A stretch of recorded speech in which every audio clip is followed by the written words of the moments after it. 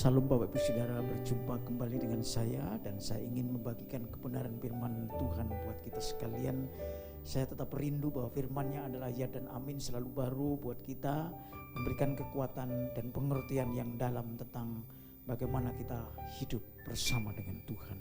Bapak Ibu Saudara, saya ingin membacakan satu perikop yang pendek buat kita sekalian sebelum kita merenungkannya dan bagaimana Tuhan menyingkapkan rahasia kebenaran firman Tuhan buat kita sekalian, yaitu dari Matius pasal yang ke-15 ayat 21 hingga ayat yang ke-28 dengan judul perikop yang diberikan oleh LAI, perempuan Kanaan yang percaya. Lalu Yesus pergi di situ dan menyimpang ke daerah Tirus dan Sidon. Maka datanglah seorang perempuan Kanaan dari daerah itu dan berseru, "Kasihanilah aku ya Tuhan, anak Daud, karena anakku perempuan kerasukan setan dan sangat menderita." Tetapi Yesus sama sekali tidak menjawabnya. Lalu murid-muridnya datang dan meminta kepadanya, "Suruhlah ia pergi, ia mengikuti kita," dengan berteriak-teriak. Jawab Yesus, "Aku diutus hanya kepada domba-domba yang hilang dari umat Israel."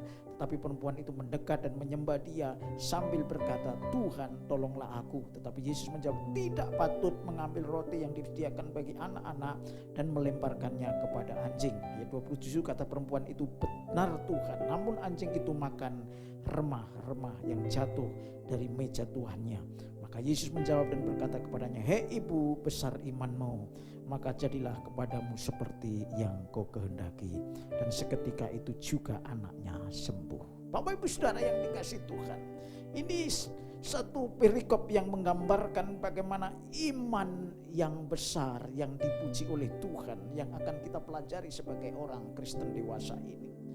Bapak Ibu Saudara, kalau kita berbicara tentang iman, maka yang pertama adalah sesuatu yang kita terima dari Tuhan berdasarkan apa yang dilakukan Tuhan sendiri buat kita, yaitu Yesus Kristus yang mati dan bangkit. Tetapi Bapak Ibu Saudara, ketika iman itu bertumbuh, maka iman itu perlu apa yang disebut dengan ujian. Nah, kebetulan Bapak Ibu Saudara bahwa orang Kanaan itu adalah bukan orang Yahudi. Dia adalah perempuan yang sedang menderita karena anaknya kerasukan setan, dan dia ingin datang kepada Yesus yang orang Yahudi itu.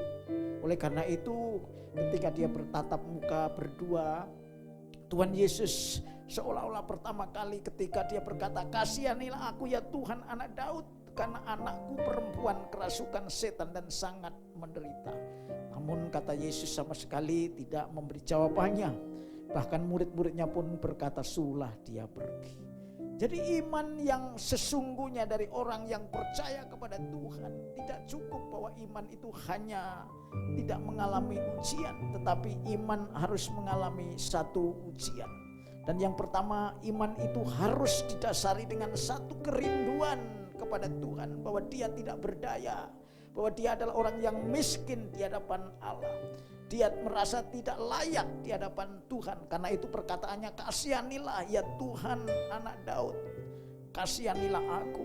Ini menganggap dirinya tidak pantas untuk datang, tetapi hanya belas kasihan kemurahan-Mu saja aku bisa mendapatkan sesuatu yang aku perlukan. Saudara, ini iman saudara. Banyak orang Kristen yang datang kepada Tuhan merasa terlalu pede dengan hidupnya, bahwa karena Tuhan sudah menyelamatkan dia, sudah tidak lagi punya andap asor kepada Tuhan. Dia tidak punya tata krama, tidak mau merendahkan diri, tidak merasa bahwa dia butuh Tuhan lebih dari semua. Butuh kita kepada Tuhan lebih dari semua yang kita inginkan, entah itu mujizat, berkat. Itulah yang disebut rendah hati, itulah yang disebut miskin di hadapan Allah. Dan ini yang sudah dialami oleh wanita Kanaan ini yang notabene adalah bukan orang Yahudi. Sekalipun dia ditolak pada mulanya, Yesus sendiri mengatakan para muridnya sendiri merasa terganggu, dia tetap berjuang untuk mendapatkan siapa Tuhannya, siapa Yesus itu. Dan ketika Tuhan Yesus juga menjawab, "Aku diutus hanya kepada domba-domba yang hilang dari umat Israel." Kegigihan daripada iman orang Kanaan ini, dia berkata demikian. Tetapi perempuan itu mendekat dan menyembah Dia, menyembah saudara. Dia berkata tadinya dia tidak layak di hadapan Tuhan. Dengan perkataannya, "Kasihanilah aku ya Tuhan." Tapi sekarang setelah Tuhan Yesus mengatakan bahwa aku hanya diutus untuk orang-orang Israel saja, maka orang ini datang malah menyembah. Bagaimana iman itu harus diuji sampai tetap tidak mau terlepas dari Sang Pemberi hidup, Sang Pemilik hidup, yaitu Yesus Kristus itu sendiri. Sehingga dia berkata, Tuhan tolonglah aku. Kalau dia tidak layak, dia langsung minta tolong. Karena hanya Tuhan yang bisa menolong. Itulah iman saudara, melalui ujian dari berbagai tahap. Yang tadinya tahapnya tidak terlalu berat, tetapi semakin lama semakin berat. Tetapi apa yang dikatakan oleh Tuhan, dia tidak patut mengambil roti yang disediakan bagi anak-anak dan melemparkannya kepada anjing. Masih yang ketiga, ujian yang ketiga dikatakan tidak pantas anak-anak hanya yang berhak mendapat roti.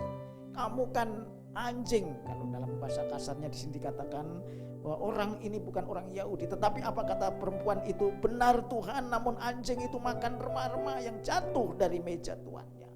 Dia merasa dirinya adalah orang yang tidak berguna sebagai komunitas non-Yahudi yang dianggap kafir mungkin sebagian orang Yahudi. Tetapi ketika Yesus datang kepadanya, dia menjawab.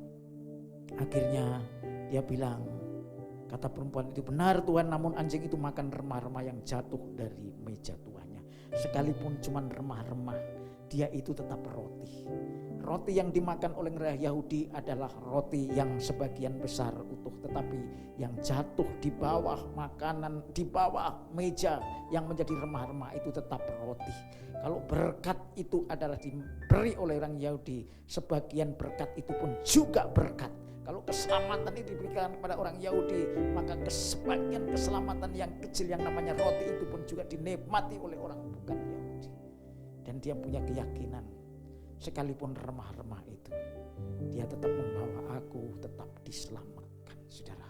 Oleh karena itu Bapak Saudara yang dikasih Tuhan, mari yang pertama kita rendah hati di hadapan Tuhan. Nyatakan bahwa saudara tidak layak. Seperti Paulus juga mengatakan di dalam 1 Korintus pasal yang kelima, karena aku adalah yang paling hina dari semua rasul, bahkan tidak layak disebut rasul, sebab aku telah menganiaya jemaat Allah. Jadi Paulus yang tadinya adalah orang yang mungkin selama atau sebelumnya dia menjadi ahli Taurat, menjadi orang yang gagah perkasa karena dia pintar, dia cerdas, dia ahli hukum, tetapi ketika ketemu dengan Tuhan dia mengatakan, aku adalah rasul yang paling hina. Saudara, ini adalah kerendahan hati. Maka Bapak Ibu Saudara yang kasih Tuhan, kita sekalian yang hari ini mendengarkan firman Tuhan, mari kita datang setiap saat setiap waktu dengan segala kerendahan hati. Banyak tantangan dan cobaan, bahkan mungkin dari dalam sendiri di antara kita akan menghalangi, mungkin tidak membawa kita kepada iman yang bertumbuh. Tapi percayalah, ketika kita punya iman seperti orang Kanaan ini, sekalipun ada pencobaan 1, pencobaan 2, pencobaan 3, itu bisa dipakai oleh Tuhan sebagai ujian buat saudara dan saya. Dan apa yang terjadi ketika wanita itu menjawab seperti itu, Tuhan berkata, hei ibu, besar imanmu, maka jadilah kepadamu seperti yang ku kehendaki, yang kau kehendaki. Dan seketika itu juga anaknya sembuh. Luar biasa saudara. Jadi kalau kita mempunyai iman yang besar seperti orang Kanaan ini, maka perkara-perkara yang dahsyat kita alami. Perkara yang membuat saudara semakin percaya kepada Tuhan, semakin hidup seperti apa yang Tuhan mau, dan diubahkan mempunyai perangai seperti Tuhan. Saudara, iman tidak hanya mendapatkan apa yang Tuhan beri buat kita, tetapi iman adalah mendatangkan satu kesetiaan, satu kesungguhan dalam kita mengikut Tuhan. Apapun yang Tuhan beri itu adalah nomor berapa, tetapi kesungguhan kita tidak bisa terlepas dari Tuhan. Itu adalah yang nomor 1, karena Tuhanlah yang lebih dari semua berkat-berkatnya.